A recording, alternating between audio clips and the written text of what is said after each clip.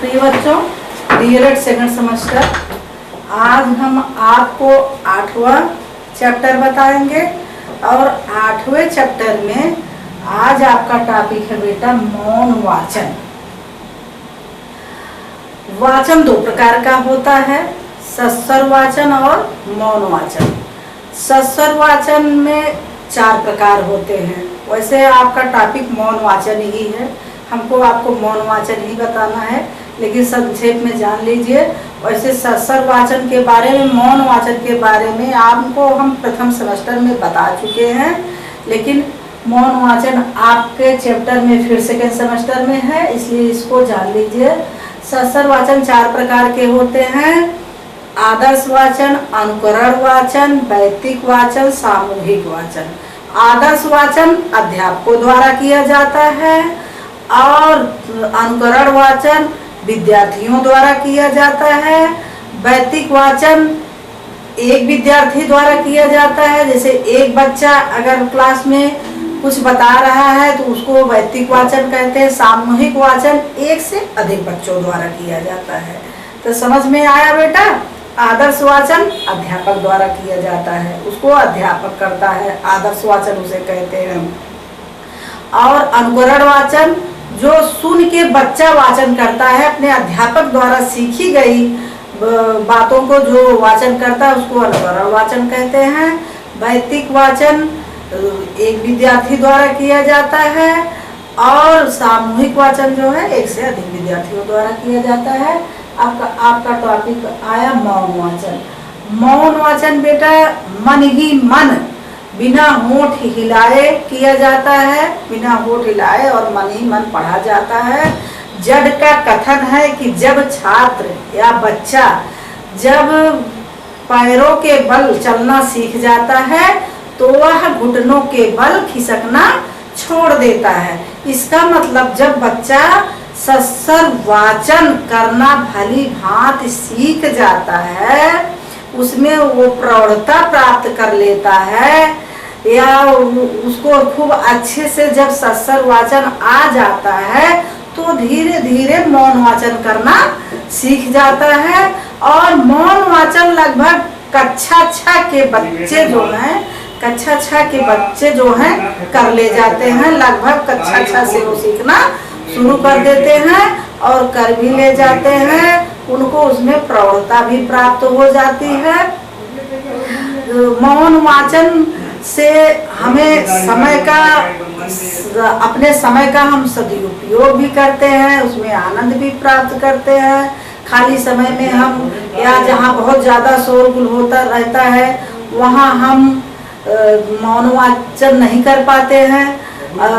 जब और मौन वाचन के लिए हमको शांति वातावरण चाहिए, इसलिए मौन वाचन ही हमें कुछ दिन में बहुत अच्छा लगने लगता है और मौन वाचन ही हम करना चाहते हैं।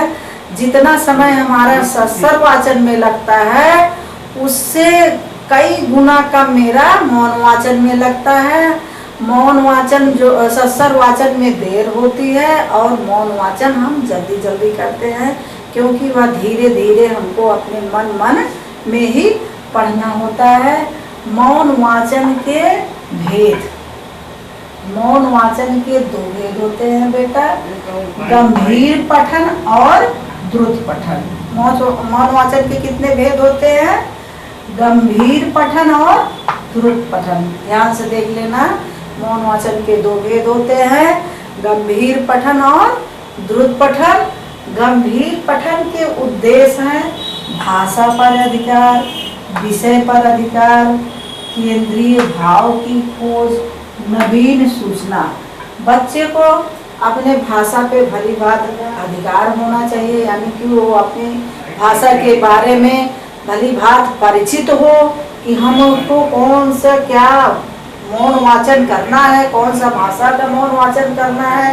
विषय पर अधिकार, वो अपने विषय से भली बात परिचित हो कि कहाँ अर्ध विराम, कहाँ पूर्ण विराम, कहाँ विस्मयाबोधक, कहाँ पे कौन सा चिन्ह लगा है और कौन सा चिन्ह लगा होता है या लगना चाहिए, ये सब अपने विषय पर अधिकार होना चाहिए मौन वाचन में। ये नहीं कि आप धीरे धीरे पढ़ रहे हैं तो चाहे जैसी इच्छा हो पढ़ ले जाइए। केंद्रीय भाव की खोज, केंद्रीय भाव की खोज का मतलब है कि हम पढ़ क्या रहे हैं और इस कहानी का रस क्या है, इस कहानी का तत्व क्या है, इस कहानी का उद्देश्य क्या है, वो अपने केंद्रीय भाव की खोज करता है। नवीन सूचना और नवीन सूचनाओं की प्राप्ति करता है। मौन वाचन धीरे धीरे करता है, उसे नवीन सूचनाओं के बारे में प्राप्त होता है, जैसे देश, जात, संस्कृत, भाषा, यानी मतलब हमको अपनी नवीन सूचना के बारे में प्राप्ति होती है। उसमें सीखी गई। अब आपका बेटा गंभीर पठन हो गया। गंभीर पठन के उद्देश्य भाषा का पर अधिकार, विषय पर अधिकार, केंद्रीय भाव की खोज, नवीन सूचना। अब आपका है द्रुत पठन। द्रुत पठन, द्रुत पठन का उद्देश्य है सीखी भाषा का अभ्यास। द्रुत पठन का उद्देश्य है। गंभीर पठन हो गया। गंभीर पठन के उद्देश्य है भाषा पर अधिकार, विषय पर अधिकार, केंद्रीय भाव की खोज और नवीन सूचना। अब आपका है द्रुत पठन। मौन वाचन के दो भेद है ना, गंभीर पठन और द्रुत पठन। अब ये द्रुत पठन है सीखी भाषा का अभ्यास, मतलब हम जो भाषा सीखते हैं वह धीरे धीरे हम अभ्यास करते हैं।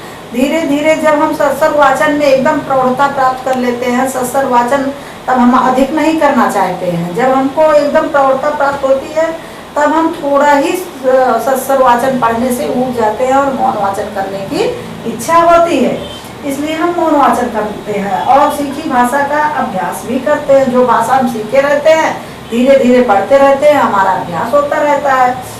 अवकाश का सदुपयोग, अगर हमारे पास खाली समय है, बहुत लोग बैठे हैं, तब भी हम साथ में धीरे धीरे अपने मन मन में पढ़ रहे हैं। साहित्य का परिचय और क्या कहानी है, किस कहानी पे हम क्या पढ़ रहे हैं और इसका उद्देश्य क्या है, साहित्य का परिचय, उसके बारे में हमका परिचय होना चाहिए कि हमको पढ़ना क्या है। अभिव्यक्ति, अभिव्यक्ति का मतलब है बेटा कि हम अपनी भाषा को पढ़ के अपने कहानी को या समाचार पत्र को पढ़ के उसके प्रति आदर का भाव प्रकट करना। मतलब हम अभिव्यक्त जब करें तो हम जब अभिव्यक्त तभी कर पाएंगे जब हम उसको अच्छे से पढ़ेंगे और उसके अर्थ को हम समझेंगे। ये है आनंद की प्राप्ति। जब हम कोई कहानी या समाचार या निबंध या कुछ भी पढ़ते हैं तो हमको उसमें मन ही मन पढ़ते हैं और हमको आनंद की प्राप्ति होती है, इसलिए हम पढ़ते हैं, मौन वाचन करते हैं। और मौन वाचन से बेटा समय का सदुपयोग भी होता है। अगर हम अकेले बैठ के पढ़ रहे हैं या यात्रा में जा रहे हैं, ट्रेन से जा रहे हैं, तो धीरे धीरे हम उसको अपना पढ़ रहे हैं, आनंद की प्राप्ति भी हमको प्राप्ति हो रही है, इसे मौन वाचन कहते हैं। हाँ बच्चों, कुछ विद्वानों का कहना है कि मौन वाचन के प्रकार 3 प्रकार होते हैं। इसके पहले हम आपको भेद बताए कि मौन वाचन के 2 भेद होते हैं, गंभीर वाचन और द्रुत वाचन। ये आपका प्रकार है द्रुत वाचन, सिंहावलोकन और विहंगावलोकन। सिंहावलोकन को गंभीर पठन कहते हैं, उसमें आप पढ़े हैं गंभीर पठन और द्रुत पठन। ते सिंहावलोकन को गंभीर पठन भी कहते हैं। द्रुत वाचन बेटा वो वाचन है, द्रुत वाचन को तीव्र गति से पढ़ा जाता है। सामग्री को, इसमें जितने सामग्री हैं सबको तीव्र गति से जल्दी जल्दी पढ़ा जाता है, उसी को द्रुत वाचन कहते हैं। वाचन करने की गति इसमें 10 गुना बढ़ जाती है। वाचन करने की गति कितनी बढ़ जाती है? 10 गुना बढ़ जाती है। और सबसे तीव्र गति से पढ़ा जाता है, जैसे समाचार पत्र हुआ, कहानी हुआ, मैसेज हुआ, ये सब तीव्र गति से पढ़ा जाता है। मैसेज भी आप भेजते हैं तो बहुत जल्दी जल्दी भेजते हैं ना, ये सब तीव्र गति से इसमें द्रुत वाचन में होता है। सिंहावलोकन का गंभीर पठन है, एक गंभीर मुद्रा में पढ़ा जाता है। इसको धीरे धीरे गंभीर मुद्रा में पढ़ा जाता है। मूल विषय वस्तु जो वाचन, जो ये मूल वस्तु को पढ़ा जाता है एकदम टाइम टू टाइम पर। जैसे परीक्षा भवन में जाने से पहले जो वाचन हम करते हैं उसको गंभीर वाचन करते हैं। जब परीक्षा भवन में हम जाते हैं तो हमारा जो है उस समय बहुत हम गंभीरता में हो जाते हैं और जल्दी जल्दी मौन वाचन करते हैं, देखते हैं कि हो सकता है परीक्षा में यही आ जाए। उस समय हमारा ध्यान एकदम केंद्रित रहता है। सर्वाधिक ज्ञान की ग्रहणशीलता, इसमें सर्वाधिक ज्ञान की ग्रहणशीलता होती है किसमें? गंभीर पठन में। किसमें होती है सर्वाधिक ज्ञान की ग्रहणशीलता? गंभीर पठन में। और ध्यान केंद्रण, इसमें ध्यान भी केंद्रित रहता है। जब आप परीक्षा भवन में जाते हैं परीक्षा देने के लिए तो उस समय 3 घंटे आपको कुछ भी नहीं याद रहता है कि हम क्या खा के आए हैं, क्या नाश्ता हमको करना है, क्या खाना है। यहाँ तक कि जल्दी प्यास भूख कुछ परीक्षा भवन में नहीं लगती है। केवल आपका ध्यान केंद्रित रहता है कि हमको लिखना क्या है। इसको गंभीर पठन कहते हैं। जो परीक्षा में जाने से पहले हम वाचन करते हैं, जब परीक्षा भवन में हमको घुसना होता है 10 मिनट पहले कि हम जानते हैं कि परीक्षा भवन में जाते हैं, उस समय जो हम मूल वस्तु को पढ़ते हैं उसे गंभीर पठन कहते हैं। समझ में आया बेटा? अब आपका है विहंगावलोकन। विहंगावलोकन है किसी तथ्य की पुष्टि की, किसी तथ्य की पुष्टि की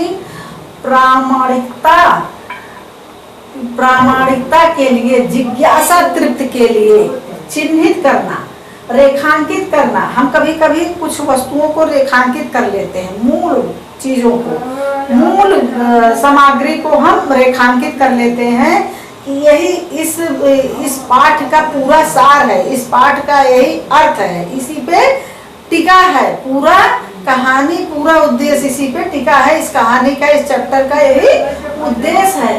तो किसी तथ्य की पुष्टि किसी तथ्य की पुष्टि एवं प्रामाणिकता के लिए, जिज्ञासा तृप्ति के लिए रेखांकित करना।